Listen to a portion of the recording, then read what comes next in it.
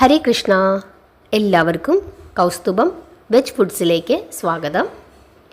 ഇന്ന് നമ്മൾ വളരെ വ്യത്യസ്തമായ ഒരു ഉരുളൻകിഴങ്ങ് കൂട്ടാനാണ് ഉണ്ടാക്കുന്നത്. അതിലേക്ക് ചെറിയ ഉരുളൻകിഴങ്ങാണ് നമുക്ക് ആവശ്യമായിട്ടുള്ളത്. ആ രീതിയിലുള്ള ഉരുളൻകിഴങ്ങ് ഇപ്പോൾ സൂപ്പർ മാർക്കറ്റിലൊക്കെ കിട്ടാറുണ്ട്.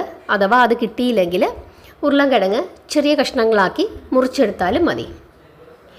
ഈ ഉരുളൻകിഴങ്ങ് നന്നായിട്ട് കഴുകി അതിൻ്റെ തൊലിയൊക്കെ കളഞ്ഞ് വെക്കണം. ഇനി നമുക്ക് അരപ്പ് തയ്യാറാക്കാനുണ്ട്.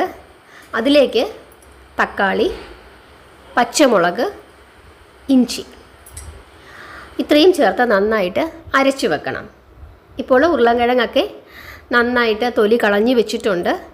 ഒന്നുകിൽ പച്ചയ്ക്ക് തന്നെ തൊലി കളയാം, അതല്ലെങ്കിൽ ഒന്ന് ചെറുതായിട്ട് ആവി കയറ്റിയിട്ട് തൊലി കളഞ്ഞെടുത്താലും മതി. പക്ഷെ ഒരുപാട് വേഗരുത് അങ്ങനെ ചെയ്യുമ്പോൾ. ഒറ്റ വിസിലൊക്കെ കേട്ടിട്ട് പെട്ടെന്ന് തന്നെ തൊലി കളഞ്ഞ് മാറ്റിയെടുത്തോണം. ഇതൊന്ന് വറുത്തെടുക്കേണ്ടതായിട്ടുണ്ട്. അതിനായിട്ട് ഒരു പാനിൽ എണ്ണ ഒഴിച്ച് എണ്ണ ചൂടാകുമ്പോൾ ഈ ഉരുളൻകിഴങ്ങെല്ലാം അതിലേക്കിട്ട് നല്ല ഗോൾഡൻ ബ്രൗൺ ആകുന്നിടം വരെ വറുത്തെടുക്കണം. കരിയരുത്. മീഡിയം തീയിലും കുറഞ്ഞ തീയിലും വെച്ചിട്ട് വേണം വറുത്തെടുക്കാനായിട്ട്. അതല്ലെങ്കിൽ പെട്ടെന്ന് തന്നെ ഉരുളൻകിഴങ്ങിൻ്റെ പുറം ഭാഗമൊക്കെ കരിഞ്ഞിട്ട് അകം വേകാതെ ഇരിക്കും. ഈ രീതിയിൽ വറുത്തെടുക്കുമ്പോൾ ഒരു 80-85% തന്നെ ഉരുളൻകിഴങ്ങെല്ലാം വെന്ത് കഴിയും. അതിനുശേഷം നമ്മൾ അധികം പുളിയില്ലാത്ത തൈര്, അത് പ്രത്യേകം ശ്രദ്ധിക്കണം, പുളിയില്ലാത്ത തൈരാണ് എടുക്കേണ്ടത്. ഒരു 2 സ്പൂൺ തൈര് എടുക്കണം.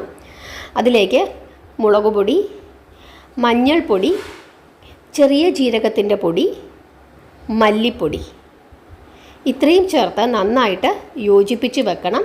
ശ്രദ്ധിക്കേണ്ടുന്ന കാര്യം, പുളിയില്ലാത്ത തൈരായിരിക്കണം. ഇനി നമ്മുടെ കയ്യിൽ പുളിയുള്ള തൈരാണ് ഉള്ളതെങ്കിൽ 1 സ്പൂൺ തൈരൊക്കെ ഒഴിച്ചിട്ട് ബാക്കി പാല് ചേർത്ത് ഒരു 10 മിനിറ്റ് വെച്ചതിന് ശേഷം വേണം എടുക്കാനായിട്ട്.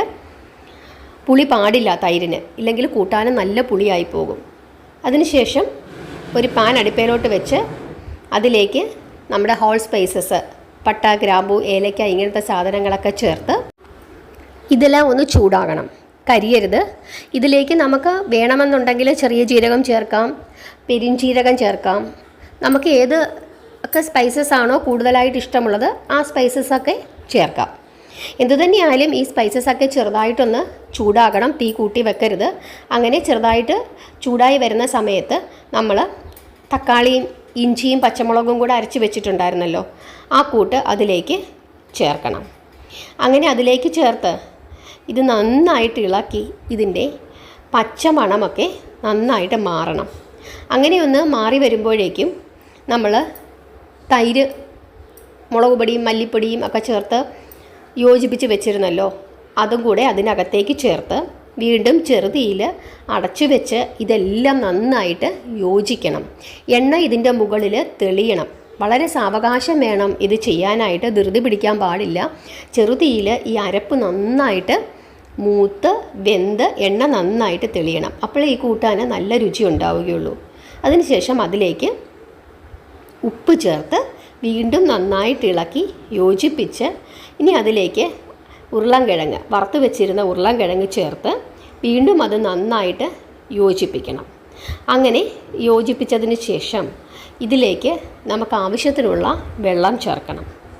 വെള്ളവും ചേർത്ത് വീണ്ടും അടച്ചു വെച്ച് ചെറുതീയിൽ നന്നായിട്ട് വേവിച്ചെടുക്കണം. അപ്പോഴേക്കും ഈ ഉരുളൻകിഴങ്ങിനകത്തേക്കൊക്കെ ഈ മുളകും ഈ പുളിയുമൊക്കെ ചേർന്ന് ഉരുളൻകിഴങ്ങ് നന്നായിട്ട് ഈ അരപ്പുമായിട്ട് യോജിച്ച് വരും.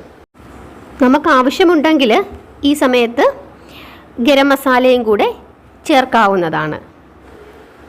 മീഡിയം തീയിൽ വേണം ഈ കാര്യങ്ങളൊക്കെ ചെയ്യാനായിട്ട്. അങ്ങനെ അടച്ചു വെച്ച് ഇപ്പോൾ കൂട്ടാനൊക്കെ അതേ നന്നായിട്ട് കുറുകി ഉരുളൻകിഴങ്ങിലേക്ക് അരപ്പൊക്കെ നന്നായിട്ട് പിടിച്ച് പുളിയും മുളകുമൊക്കെ നന്നായിട്ട് പിടിച്ച് വന്നിട്ടുണ്ട്. ആ സമയം ഒരു നുള്ളു പഞ്ചസാര നമ്മൾ ഈ കൂട്ടാനിലേക്ക് ചേർക്കണം. എങ്കിൽ മാത്രമേ ആ തക്കാളിയുടെ പുളിയും ഒക്കെ ഒന്ന് ബാലൻസ് ആകത്തുള്ളൂ. അതിനുശേഷം അതിലേക്ക് കസൂരി മേത്തി ചേർക്കണം. കസൂരി മേത്തിയും ചേർത്ത് നന്നായിട്ട് ഇളക്കി യോജിപ്പിച്ച് വീണ്ടും ഇതൊന്ന് ഒരു 1-2 മിനിറ്റ് ഒന്ന് തിളയ്ക്കണം. കാരണം ഈ കസൂരി മേത്തി, അതായത് ഉലുവയുടെ ഇലയുടെ ആ ഒരു രുചിയൊക്കെ അതിലേക്ക് നന്നായിട്ട് ഇറങ്ങണം. അതിനുശേഷം നമുക്ക് തീ നിർത്തി ആവശ്യത്തിന് മല്ലിയിലയും ചേർത്ത് നമുക്ക് വിളമ്പാവുന്നതാണ്. ഇത് ചപ്പാത്തിക്ക് നല്ലൊരു കൂട്ടാനാണ്. നമ്മുടെ ബസ്മതി അരിയുടെ ചോറ് അതിനും വളരെ നല്ലൊരു കൂട്ടാനാണ് ഇത്. പൂരിക്ക് നല്ല കൂട്ടാനാണ്. അങ്ങനെ ഇതൊരു വ്യത്യസ്തമായ ഒരു ഉരുളൻകിഴങ്ങ് കൂട്ടാനാണ്. ശ്രദ്ധിക്കേണ്ടുന്ന കാര്യം തൈരിൻ്റെ പുളിയാണ്. തൈരിന് അധികം പുളി പാടില്ല.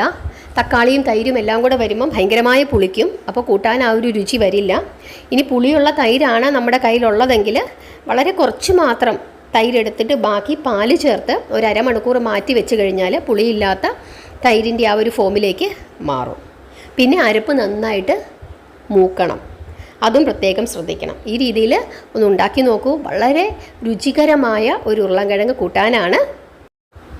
ഒരു ഉരുളൻകിഴങ്ങ് എടുത്ത് ഈ രീതിയിലൊന്ന് ഉണ്ടാക്കി നോക്കൂ. തീർച്ചയായിട്ടും നിങ്ങൾക്ക് ഇഷ്ടപ്പെടും. അതിനുശേഷം ഇഷ്ടപ്പെട്ടെങ്കിൽ കൂടുതൽ ഉരുളൻകിഴങ്ങ് കൊണ്ട് നിങ്ങൾക്ക് ഉണ്ടാക്കാനായിട്ട് സാധിക്കും. എല്ലാവരും അഭിപ്രായം പറയുക. ഹരേ കൃഷ്ണ.